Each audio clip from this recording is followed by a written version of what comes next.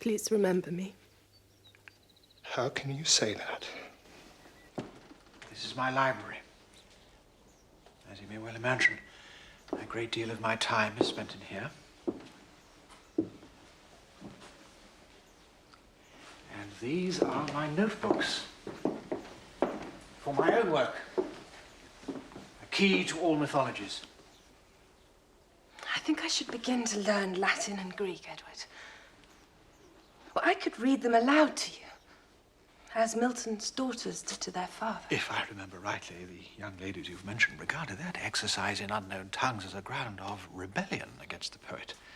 I hope you don't expect me to be rebellious, Edward. Latin and Greek, I fear it might be rather wearisome for you.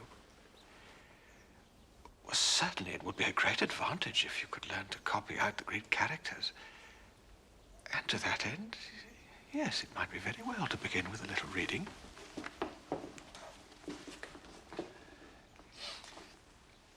Anaphiriton kitimesti pidi abrotis. Education is a possession which none can take away.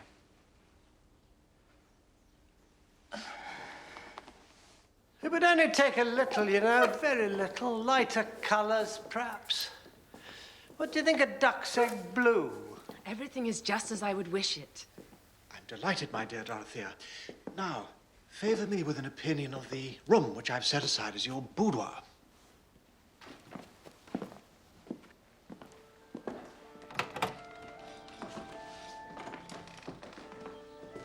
Oh, yes. Well, this could make a pretty room. There's some kind of new hangings, a sofa or two, that sort of thing. It's rather bare, no. Basil, you mustn't speak of altering anything. Oh.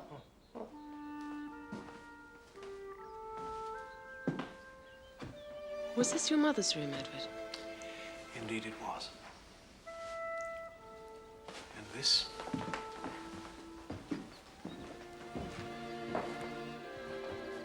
Is your mother?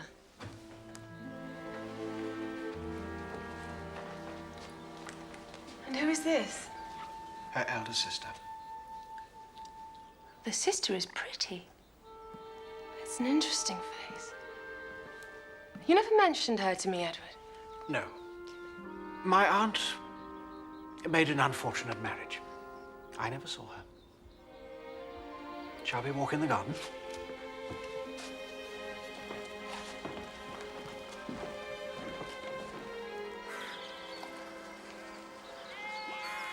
Who's that youngster sketching over there, Casabon? That is a young relative of mine, the grandson, in fact, of the lady whose portrait you noticed, my Aunt Julia. Oh.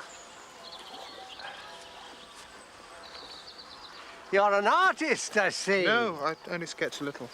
There's nothing fit to be seen there. Oh, come now. Allow me to introduce my cousin, Mr. Ladislaw. Will, this is Miss Dorothea, Miss Celia Brooke. How do you do, Mr. Ladislaw? How do you do, Miss Brooke? Mr. Brooke. This is a nice bit. Is it not? I did a little myself in this way at one time. Did you know that? Oh, no, no. This is what I call a nice little thing, done with what we used to call brio. Hmm? I'm no judge of these things, Uncle. I'm never able to see the beauty of pictures that are much praised. They're a language I don't understand. Now, you might like to visit the Palazzo Doria Pamphili. Would you like to see it, Edward? It is highly esteemed by the cognoscenti. Well, yes, but do you care about it? I'm ready to go if you wish it. Are you not tired, Edward? My dear, as I have said, I've set aside today for your diversion. Fatigue is neither here nor there. Edward, I wish you did not feel that I need diversions. Well, I love to visit the antiquities, of course, but only if you enjoy it too. I would be far happier if you would let me help you with your research for the book. Most persons think it worthwhile to visit the Palazzo Doria Pamphili.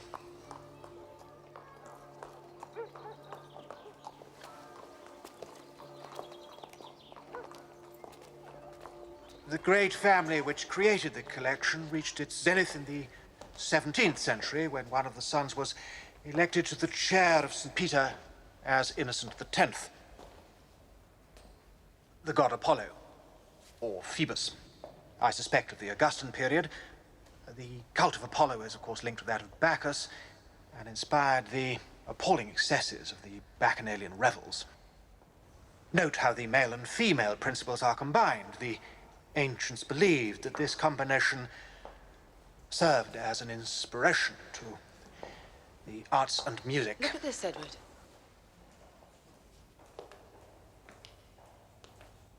A common theme in 4th century Athenian sculpture. Cupid and Venus. Almost certainly an inferior copy of a Greek original. Perhaps we've seen enough for one day. Shall we go? It occurs to me we are very near the Capitoline Library. I wonder if you might allow me half an hour to consult some documents there. Of course. Why didn't you say so before? Well, there's much here of great interest for you. A half an hour, then.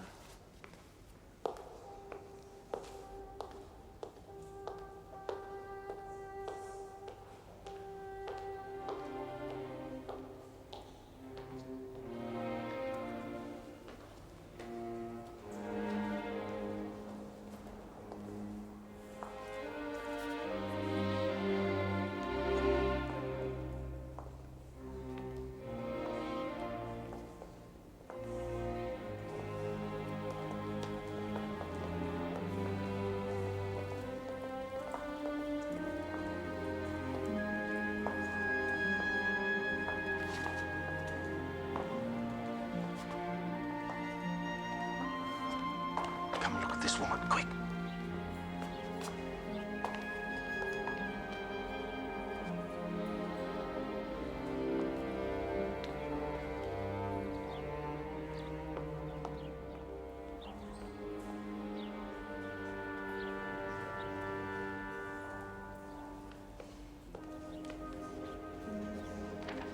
Beautiful. I should like to paint her as the Madonna. God. Do you know her? I do. She's married to my cousin.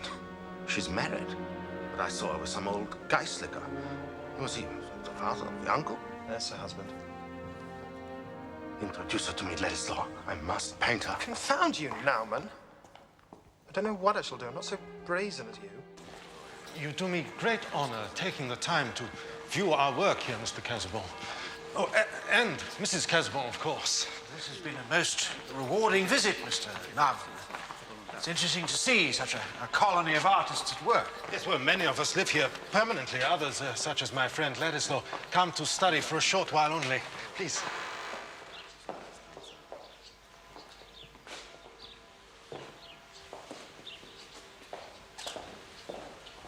Mr. Casabon, forgive me, but I have been looking at you all morning.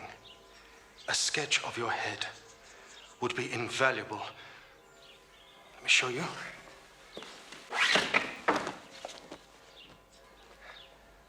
St. Thomas Aquinas. Perhaps it is asking too much. You astonish me greatly, sir. But if my poor physiognomy can be of help to you for the good doctor, I shall be honored. That is, if the operation is not a lengthy one, and if Mrs. Casabon will not object to the delay. St. Thomas Aquinas, what a happy thought. Allow me. Please.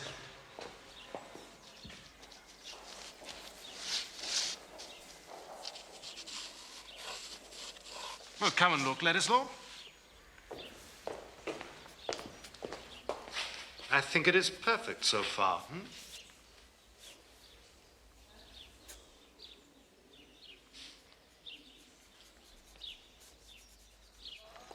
The color is fine. It will just suit you. Oh, no, they're for my sister. She's light-haired. Very pretty. At least I think so. You don't seem to care for cameos. No, frankly, I don't think them a great object in life. I fear you're heretic about art generally. How is that? I should have expected you to be very sensitive to the beautiful everywhere. I should like to make life beautiful. I mean, everybody's life. And then all this huge, expensive art that seems to make life no better for the world pains me. The best piety is to enjoy when you can. It's no use to try and take care of all the world unless you allow yourself to feel some delight in it. I'm beginning to suspect you of having some false belief in the virtues of misery.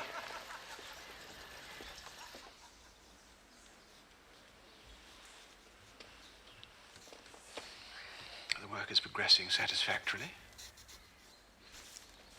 Magnificent.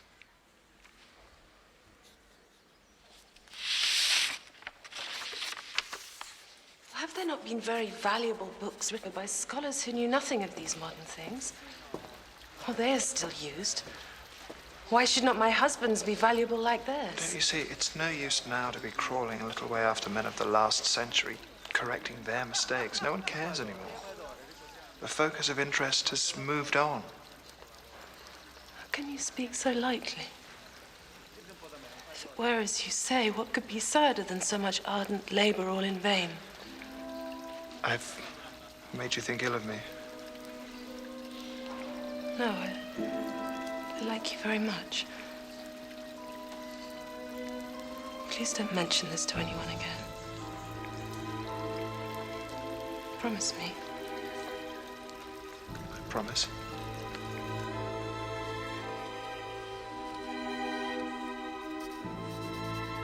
I fear this may be tiresome for Mrs. Casaubon.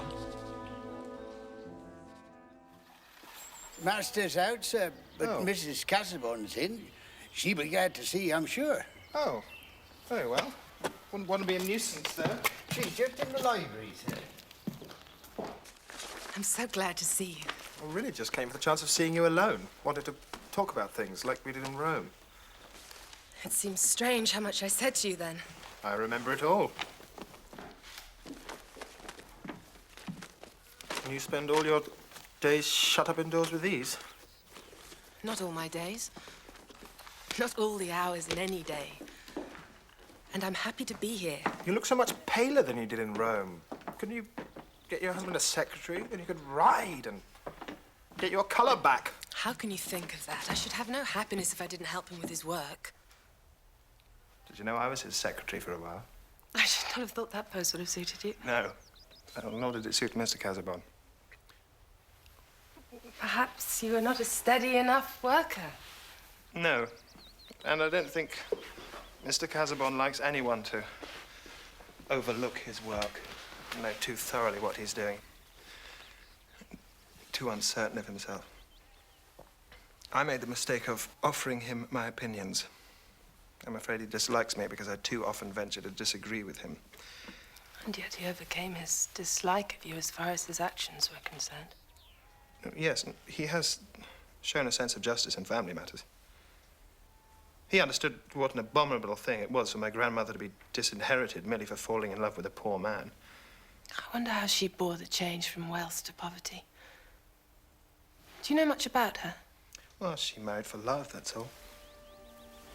There's nothing to be said against my grandfather except that he was a Polish patriot who was forced to flee his homeland and obliged to give music lessons for his living. For this alone was she disinherited. My mother ran away from her family, too. To get her living, went on the stage, in fact. See, I come from rebellious blood on both sides. And your father? I remember him very little. He died when I was very young. He inherited the musical talents. I remember him playing the violin. And I remember his slow walk. And I remember his long, thin hands. And I remember once he'd been lying in bed for a long time. I think he was very ill. And all I could think of was how hungry I was. How I only had a little piece of bread. He made himself known to Mr. Casaubon shortly before he died, and that was our last hungry day. Such a different life from mine. I've always had too much of everything. Do you really think you'll be satisfied working with my uncle? Oh, for the time being, I think. There's work for me to do here, and I belong to nobody anywhere else. But if you think I shouldn't stay, then I will go. Why should I think that? I should like you to stay very much. Then I will stay.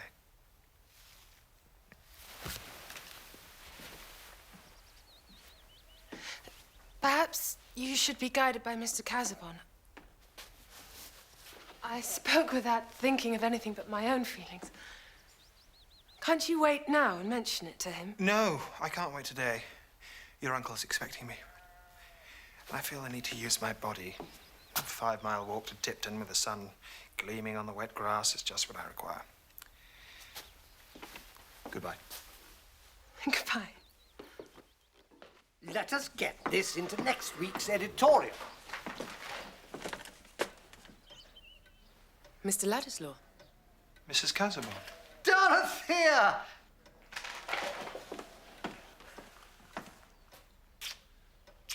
Well. I hear you are going to engage Mr. Garth, who praised my cottage designs. Ah, well. No. Now, did Chatham say that? He's a little hasty, you know. I never said I should do any such thing. But I know you will. For you mean to enter Parliament as a member who cares for progress. And how could you do that while your tenants live in filth and squalor? Oh, come Well, think of Kit Downs, Uncle. He lives with his wife and 7 children in the back kitchen, leaving the other rooms to the rats. Yes. What is it, Mrs. Cal? The keeper's caught Dagley's boy, sir, with a leveret, fresh killed. Has he? A leveret? Well, I must talk to the boy's father. Now, Dorothea, will you come with me as far as Dagley's cottage? Yes, of course. Uncle. I shall let him off lightly. Now, you stay here while I talk to the keeper. Where is he? He's out here, sir. What's he doing at the front of the house? That's me found, you see. Well, you should have brought him on the back, you know. You do know that Mr. Casaubon has forbidden me to visit you.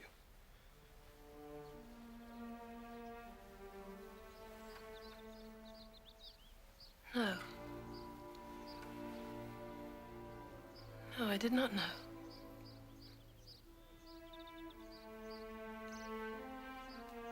I'm very sorry.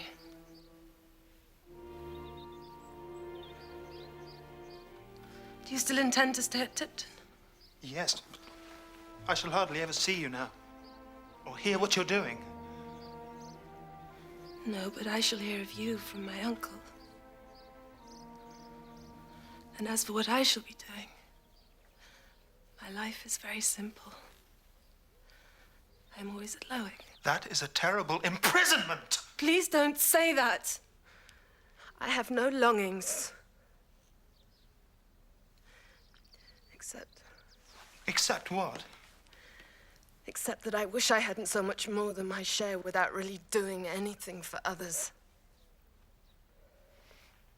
My religion is to love what is good and beautiful when I see it. And I'm a rebel. I don't feel bound as you do to submit to what I do not like.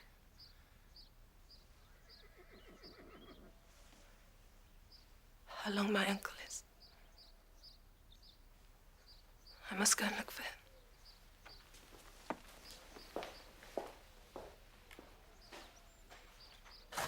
Chatham finds fault with me over gates and repairs. He wants me to go fancy farming. But I'd like to know another landlord who's as easy over rent arrears as I've been. I'm very easy, uncommonly easy. I'm well known for going easy. I'm treasured for it. I know it, Uncle, but if the whole estate were under proper professional management... Yes. Well, I want you to stay here.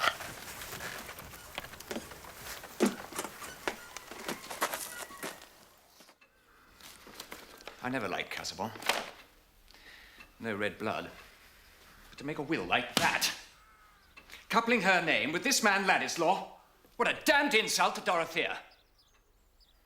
If the fellow were alive, I'd call him out and shoot him. Oh, well, you know, Casaubon was always a little twisted about Ladislaw. And now the world will think she gave him cause for it. Oh, surely not, heaven forbid. I don't believe anything of the sort about Dorothea. Not for a moment. But I suspect Ladislaw. I tell you frankly, I suspect Ladislaw. I wonder if we can prevent her knowing the terms of the will. God, this is a damn bad business. And you're to blame for it in part, Brooke. You brought the fellow here. Well, no, steady. Oh. Dorothea must come to us at Freshet. And you must get rid of Ladislaw straight away.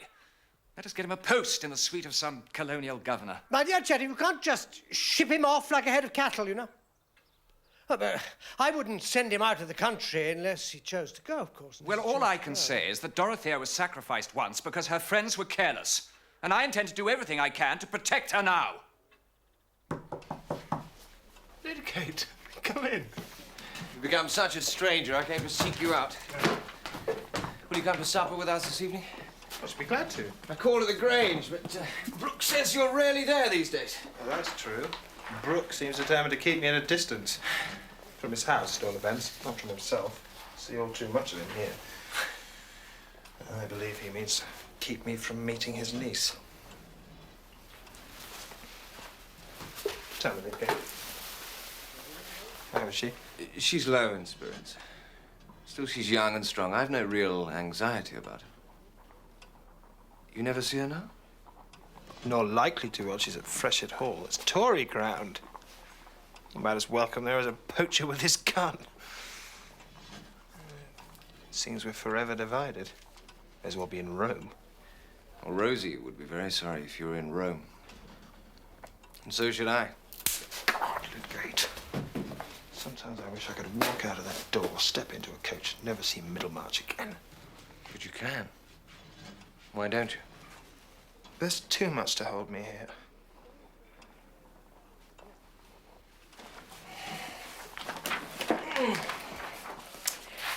Till this evening, then.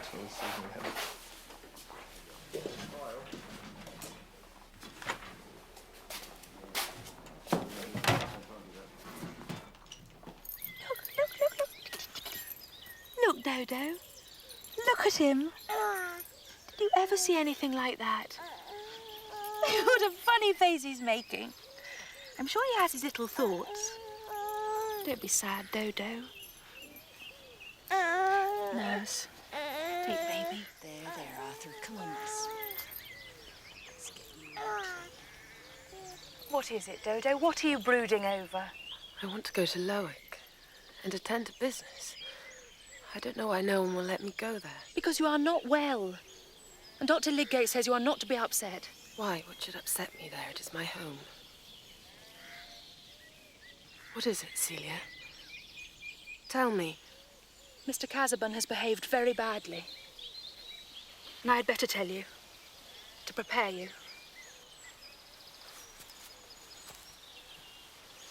He has made a codicil to his will, to say the property is all to go away from you if you were to marry Mr. Ladislaw. Of course, you would never think of doing such a thing, but that only makes it worse of Mr. Casaubon. James says it is abominable of him, and not like a gentleman at all. He says it was to hinder Mr. Ladislaw from wanting to marry you for your money. How could he imagine? It is a mercy that he's been taken away. You ought to be grateful.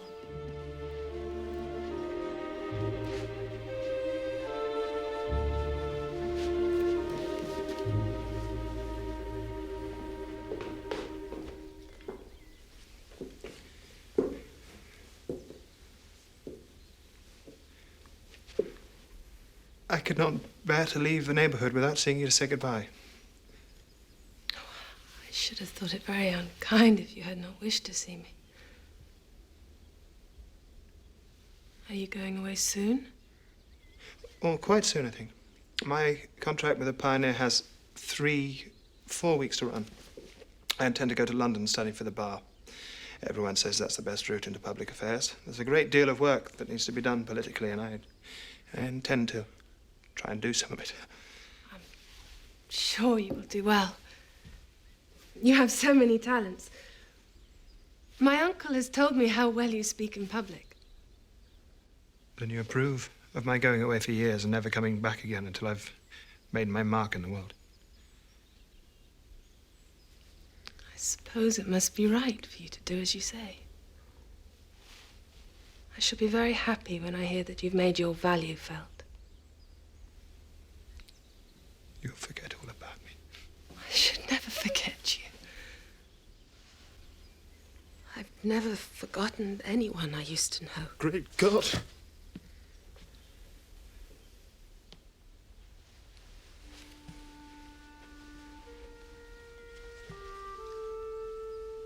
I was wondering if you would like to have that miniature upstairs as a keepsake. One of your grandmother. It's so like you. Why should I have that when I have nothing else? It would be more consoling to me if you wanted to keep it.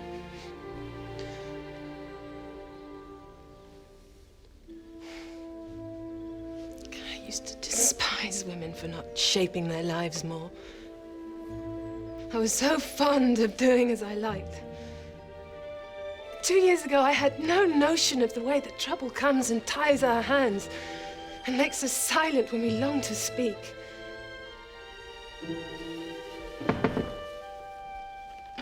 Sir James Chatham's here, ma'am.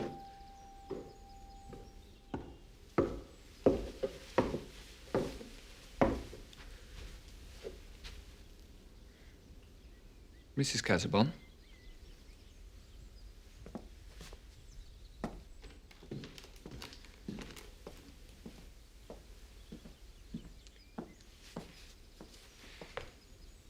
Goodbye, Mrs. Casaubon.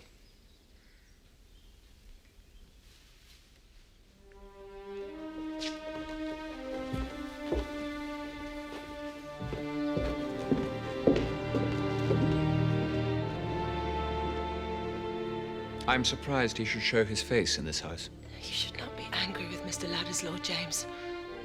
He has acted very properly and very honorably, and he has known so much injustice. I wish I could find a way of making him some reparation, but it seems impossible.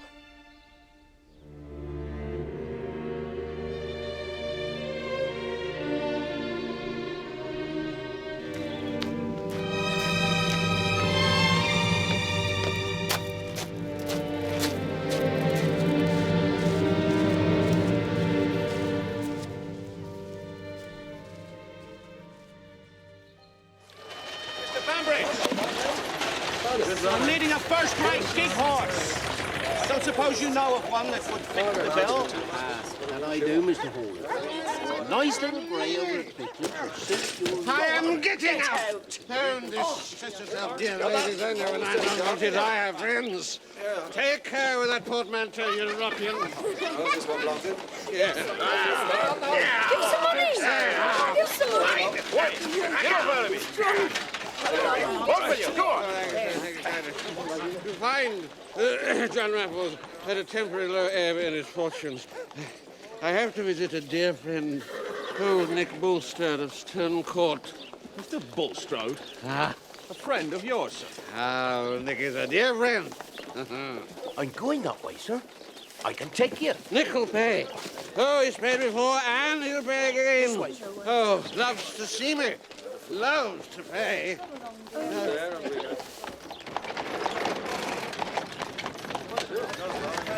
A saint and a Christian. Say no more, sir. You're very welcome.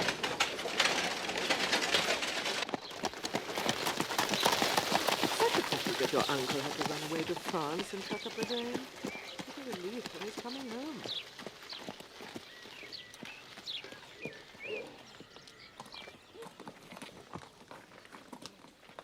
Will you come in, Mrs. Cadwallader? No, my dear, I shall just take a walk through the garden.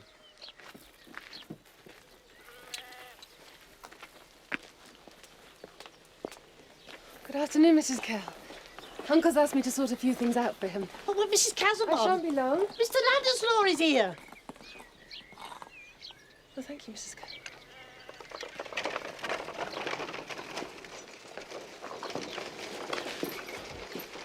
I wrote to you today. I'm going away immediately. I could not go without speaking to you again. I thought we had parted when you came to Lowick many weeks ago. Yes, but when we spoke before, I was dreaming that I might come back someday. I don't think I ever will now. I wanted to say that I've only lately heard the terms of Mr. Casaubon's will. They insult me grossly, both in your eyes and in the eyes of others. I wanted to say that under no circumstances would I have given men the chance of saying that I sought money under the pretext of seeking something else. There was no need of any safeguard against me. Your wealth is safeguard enough. I'm sure no safeguard was ever needed against you.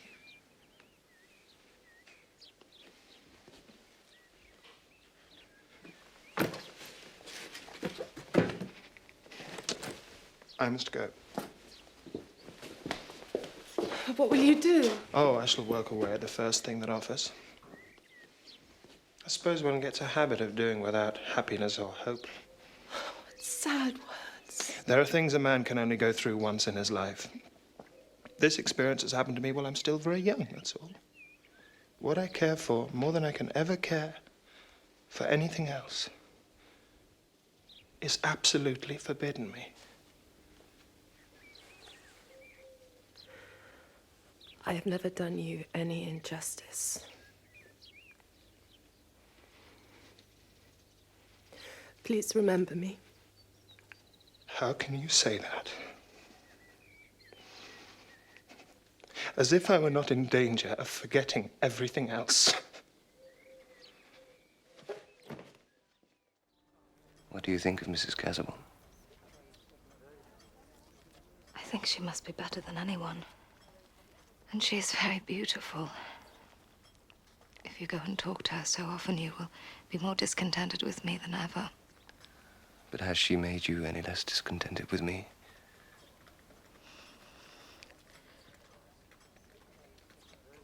I think she has. Oh, Tertius, how heavy your eyes are. Do push your hair back.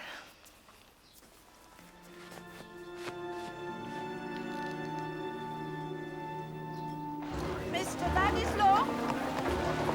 Mr. Ladislaw? What's this? From Mrs. Lydgate. I have told Mrs. Casaubon the truth, that there was never anything between us, that you have always loved her and her alone. You will not have anything to reproach me with now. I shall not have made any difference to you. Harriet? Harriet? Is there anything you would wish me to do, Harriet, with regard to the property? I would like it if we could do something for Rosamond and her husband before we leave Middlemarch. Walter says that they will have almost nothing. Dr. Lydgate has rejected any further service from me, Harriet. He has returned the £1,000 I lent him. Mrs. Casaubon has now advanced him that sum. But we might do something for your nephew, Fred. He might be prepared to take over this house as tenant.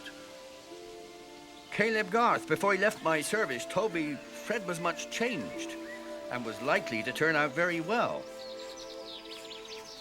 Would it be of satisfaction to you, Harriet, if Fred were to take Stone Court? Yes, it would.